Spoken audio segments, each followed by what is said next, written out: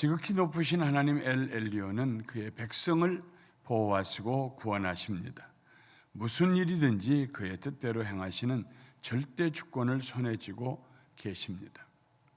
오늘은 나를 살펴보고 계시는, 나를 바라보고 계시는 하나님, 그런 의미의 엘 로이,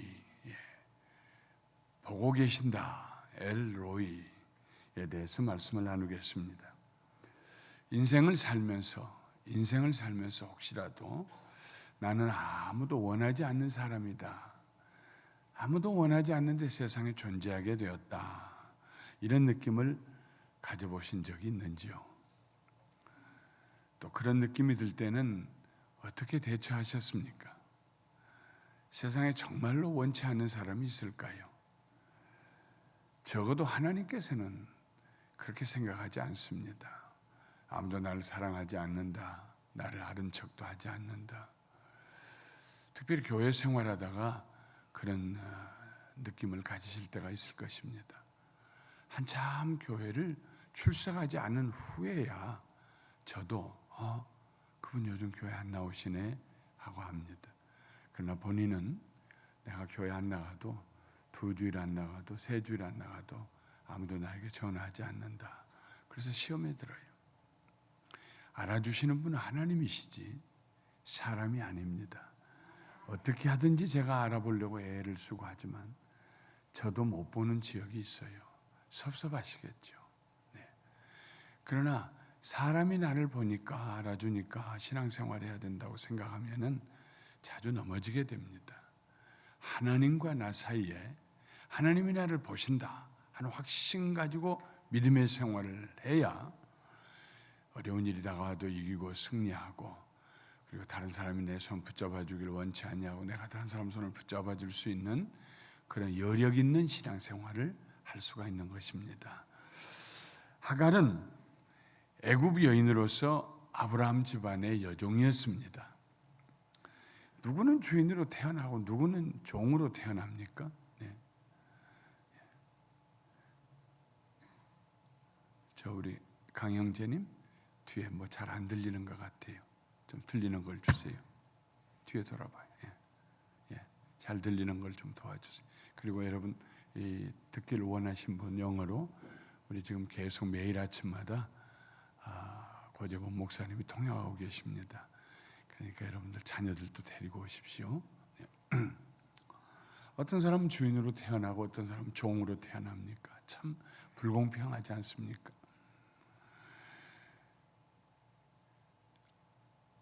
그런데 어느 날 하갈이 여주인 사레의 부름을 받았습니다. 너 오늘 주인 영감님에게 들어가라, 혹은 오늘 주인 영감님이 네 천막으로 들어갈 거야. 놀랐겠지요. 기절초풍했을 것입니다.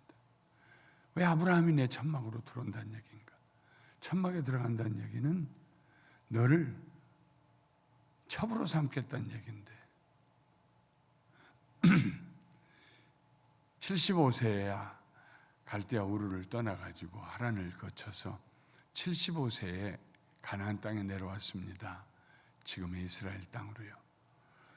그리고 내려올 때에 내 본토 친척 아비집을 떠나서 내가 너에게 지시하는 땅으로 가라.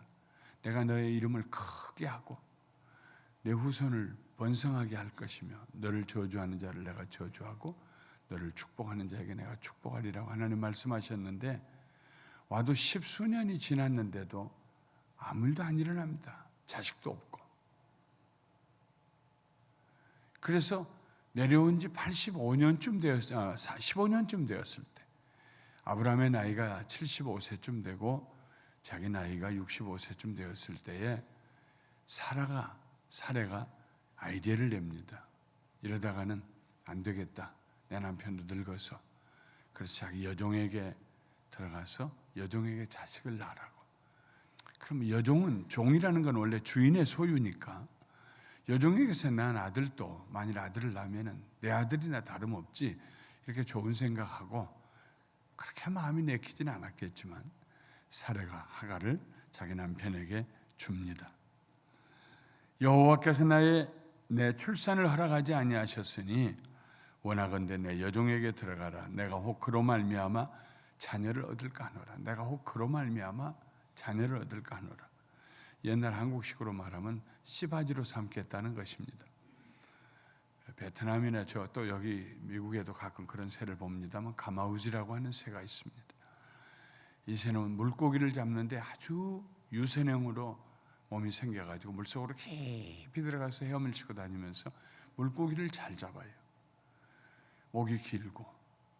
그런데 어부들이 어렸을 때부터 그 새를 기르면서 먹이면서 길러가지고 먹이며 기르면 가축이 되는 거죠. 그래가지고 사냥을 시킵니다. 물고기를 잡아오라고. 근데 그냥 보내면은 이게 그냥 가서 다 먹어버리니까 목에다가 아래막에 목에다가 끈을 묶어 놓아요. 목을 끈을 묶어 놓으면 고기를 잡아가지고 꿀떡 생겼는데 이게 안 넘어갑니다. 여기 걸려요.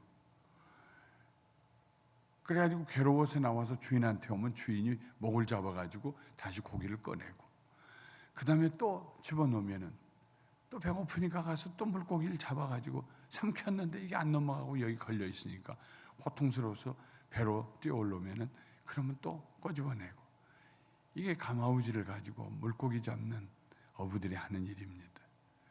하갈을 자기 남편 아브라함에게 보내지만 아들 나면은 자기가 뺏으려고 그런 생각을 했습니다. 아브라함이 하갈과 동침하였더니 하갈이 임신함에 그가 자기의 임신함을 알고 그의 여주인을 멸시했다 그랬습니다.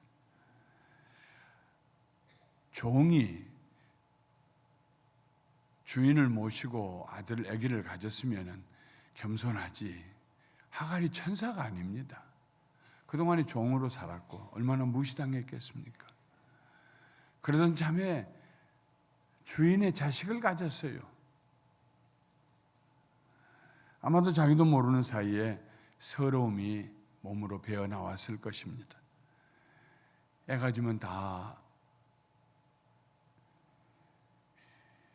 음식 맛이 달라지잖아요. 그래서 음식을 투정했을지도 모릅니다. 아이고 맛이 없어 못 먹겠다고. 주는 대로 여종이 아무거나 먹지. 그런데 자꾸 투정을 하고.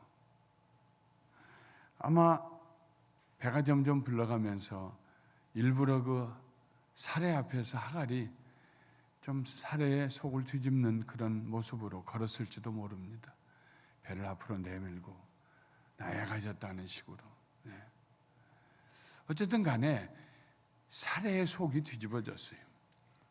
그래서 자기 남편 아브라함에 가서 원망을 했습니다. 어떻게 이럴 수가 있습니까? 지가 종이지. 애 가져서도 종이지. 어떻게 날 이렇게 무시하고 보라는 듯이. 그래서 아브라함이 사례에게 말합니다. 당신의 여종은 당신의 수중에 있으니 당신의 눈에 좋을 대로 그에게 행하라. 아브라함이 원해서 했던 일 아닙니다. 사례가 원해서 씨바지 하려고 여종 보내가지고 애 임신했는데 그것 때문에 사례가 와서 투정을 하니까 당신 여종 아니냐, 알아서 해라. 내가 언제 원해서 그랬느냐. 남자들은 여성들이 좀 얘기를 길게 하면은요 못 견뎌합니다. 그러니까 여성들은 지혜 있는 여성들은 남편한테 얘기할 때는 간단하게 얘기하고 끝내야 돼요. 그럼 남성들은 잘 듣고 기억했다가 알아서 해요. 때가 되면은. 근데 계속 그 자리에서 뭘 그냥 끝을 내려고 하면은 못 견딘다고. 아브라함이 아마 그랬던 것 같아요. 당신 여종이지 않느냐? 알아서 해라. 쫓아내든지 잡아먹든지 죽이든지 살리든지. 그리고 돌아서서 나왔어요. 그래서 사례가 하갈을 학대합니다. 말이 학대이지 얼마나 못 살게 굴었겠어요. 학대해서 하갈이 사례 앞에서 도망을 칩니다. 쫓겨난 정도가 아니라 도망을 칠 정도로 학대를 했어요. 하갈이 즉시로 도망쳐야 할 정도로 사태가 험악하게 돌아갔습니다. 도망을 가는데도 아무도 붙들어주는 사람도 없습니다. 뱃속에 애도 있는데 무작정 나가면 어떡하느냐고 여주인한테 잘못했다고 비를 하고 누구 한 사람 붙잡아주는 사람 없어요. 아마도 하갈이 주인의 아이를 가지니까 다른 여종들도 시기했을지도 몰라요. 끝없는 구덩이로 떨어지는 느낌 속에 하갈은 수르 지방, 술 지방이라고 되어 있습니다만은 우리가 마시는 술이 아니고 지명입니다. 수르 지방. 거기로 가서 광야로 내려가는 그 광야의 수르라는 광야의 샘물 곁에 털썩 주저앉아 있습니다. 하갈은 종이었기 때문에 낮은 자존감을 가지고 있었을 것입니다. 종인데 뭐 나야. 이번에도 일시적인 놀이객감으로 전락했다는 아픔이 그에게 몰려왔을 것입니다. 처음부터 이 세상에 필요 없는 존재였다는 생각을 하고 앉아 있었을 것입니다. 뱃속에 주인의 아이를 가졌지만 자기나 뱃속에 있는 애나 장래가 뻔했습니다. 인정받지 못하고 무가치한 존재가 될 것이 뻔했습니다. 억울했습니다. 마음속 깊은 곳에 눈물이 흘렀습니다. 피눈물이 흘렀습니다.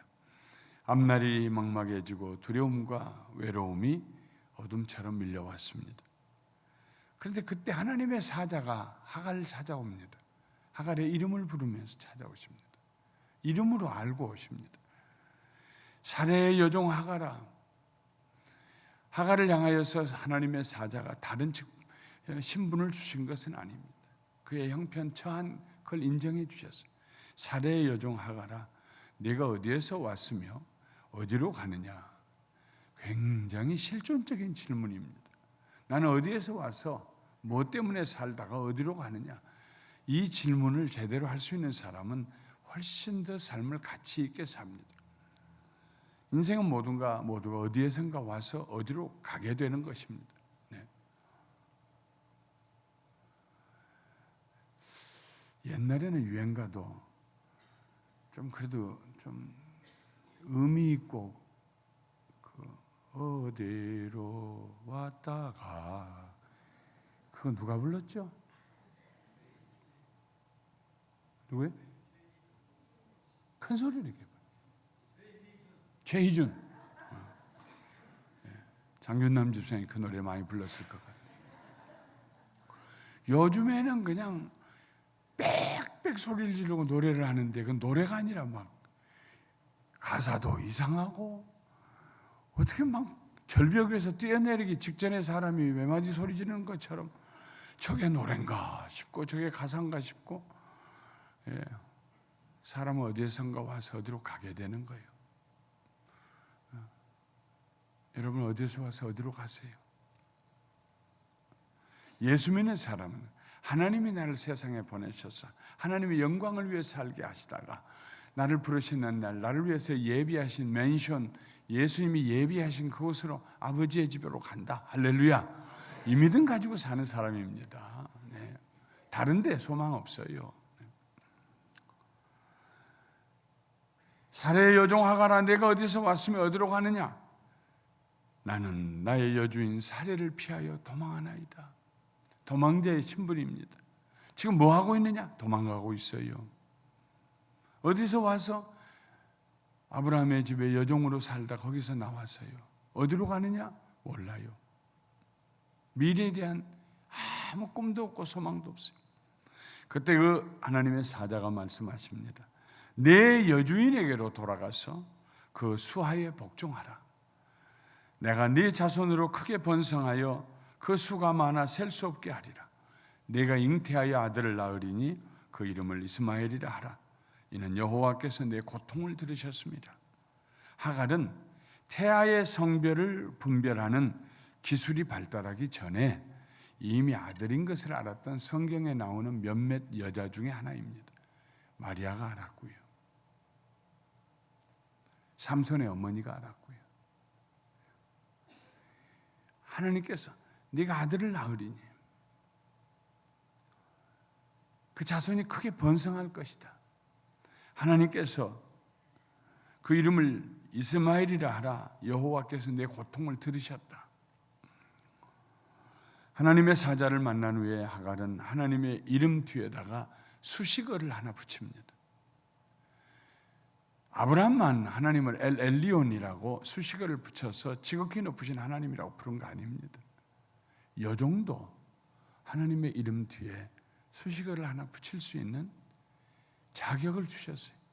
가치를 주셨어요. 나를 보고 계시는 하나님. 아무도 나를 보지 않는 줄 알았는데 얼마나 외롭겠어요. 홀몸이라면 낫지요. 애는 가져서 배는 불렀는데 뭘 먹고 삽니까? 어떻게 삽니까? 광야와 같은 인생으로 쫓겨났습니다. 우물 곁에 앉아있지만 물들 그릇 하나 없는 신세. 그런데 자기를 보고 계셨대요. 하나님이 자기의 눈물을 보고 계셨대요. 그래서 하갈이, 그 여종이 하나님을 부릅니다. 하나님의 엘이라는, 하나님은 엘이에요. 그 뒤에다가 로이, 나를 보고 계신다 붙였습니다. 엘 로이, 나를 보고 계신 하나님. 쫓겨난 여종이었지만은 지극히 높으신 하나님에게 새로운 이름 하나를 붙여드릴 수 있는 그런 놀라운 존재가 되었습니다. 하나님께서 하갈을 보고 계셨습니다. 아무도 그녀에게 관심을 보여주지 않았지만 하나님은 그녀를 보고 계셨습니다. 하갈이 하나님의 관심의 대상이 되었습니다. 하나님이 그녀의 보호자가 되셨습니다. 하나님께서 하갈의 상한 마음을 치료해 주셨습니다. 하나님은 하갈이 얼마나 중요한 존재인가를 깨닫게 해주셨습니다. 그녀의 뱃속에 있는 아이가 대단히 클 자가 될 것이라고 말씀하셨습니다. 내가 그 아이의 씨를 크게 번성하여 내가 너의 씨를, 내 뱃속에 있는 아이를 통해서 너의 씨를 크게 번성하여 그 수가 많아 셀 수 없게 하리라. 하갈이 하나님의 말씀을 듣고, 하나님 잘못 찾아오신 것 같은데요, 나는 그런 존재가 아닙니다, 이렇게 토를 달 수도 있는데 하갈이 그렇게 말하지 않았습니다. 하나님이 하신 말씀을 다 받아들였습니다. 그리고 나를 살피고 계신 하나님, 나를 바라보고 계신 하나님, 엘 로이 하고 불러드렸습니다. 다른 사람의 실수로 세상에 태어난 사람도 있습니다. 다른 사람의 실수로 평생 무거운 짐을 짊어지고 가는 사람도 있습니다. 어떤 사람이 무책임하게 자기가 저지른 실수와 누명을 뒤집어 씌워놓고 세상 떠나버린 사람도 있습니다. 이미 세상을 떠난 사람, 그 사람 없는데 어떻게 그 누명에서 벗어날 수 있습니까? 평생을 그 굴레를 뒤집어 쓰고 사는 사람도 있습니다. 되돌릴 수 없는, 세상 사람들이 운명이라고 얘기하는 그런 삶을 사는 사람들이 있습니다. 손해배상을 청구할 수도 없습니다. 다른 사람이 저질러 놓은 잘못이 내 삶의 올무가 될 수도 있습니다. 평생 그렇게 사는 사람 저도 여럿 보았습니다. 총각인 줄 알았는데 와서 애 하나 만들어 놓고 난 다음 다음에 보니까 본부인이 있고 그 본부인에게 자식이 여럿인, 그래서 평생을 결혼도 못한 상태로 그 아이 하나 가지고 산 사람도 저는 보았습니다.